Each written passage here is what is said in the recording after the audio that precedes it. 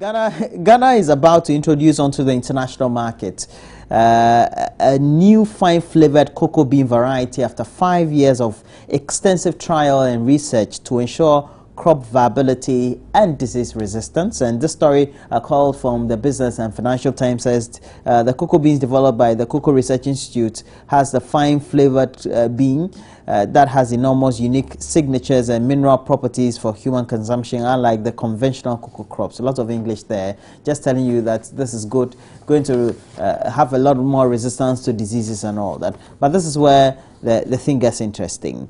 An unprecedented 1 million tons of cocoa was produced between 2010 and 2011, and that was thanks to good weather and improved farming techniques, mass cocoa praying exercises. There were problems in Cote d'Ivoire as well, and so our cocoa stayed in our borders a lot more. But production declined to about 850,000 in 2011, and now even a target of is it 700,000 or 800,000? We couldn't meet the last cocoa year. We're hoping that we can improve. You're an agric person. Tell me a lot more.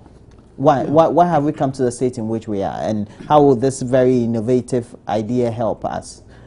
Resistant crop variety, so to speak. In an ICT, they will say garbage in, garbage out. Okay. I'm saying that in reference to seed. Seed is a very important component in agriculture. Meaning what? If you plant a good seed, yes, you got a good harvest. Yeah, good yield. I mean, that's just plain language. Plain language. So I just want to congratulate the scientists at Creek for coming out with that kind of innovative system. But it's just not from Creek. There's a policy dimension to it, because before Creek will go into variety, before even the adoption of the variety and all that must come from policy. So I would also like to congratulate Cocoa Board as an organization and government of Ghana for coming up with that idea that yes, there's a need for us to look at our varieties. Because honestly speaking, we all know what we are talking about. We are talking about the change, climate change. And we're talking about climate change. It means that there are a lot of things that are changing with regard to our weather.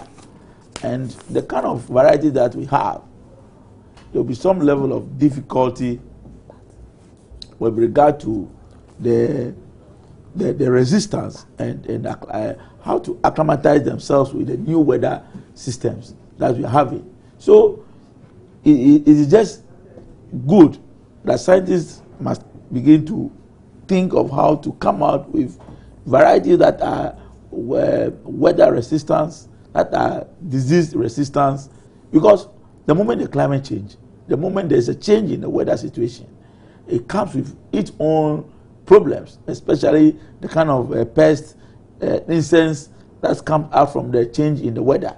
So you need to come out with varieties that can stand the test. And so you think this will help? Very important. We're very much worried that cocoa as a topmost traditional crop has not been doing well. Is it the last 2 crop seasons? Yes. If you look at the figures, that's the point. And I am very happy, because one of the major factors that affect cocoa production is crop management. How timely farmers apply their fertilizers, timely farmers apply their pesticides and insecticides. These are very important things that we should be looking at. Apart from that, the major thing is that all of us in this country, we know that we depend on the weather. Farming in this part of town is basically... Even for cocoa, where the trees are always available each year? Yes, I'm telling you that in certain areas, even in mango cultivation, which I am an expert, if you have to water the mango, it's important. That's why we even advise people that even your mango farm, you need to get a dam.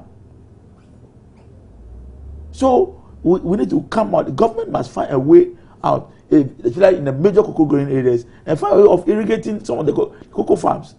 Because when the weather becomes very dry... Irrigation of cocoa farms? Yes! It's important.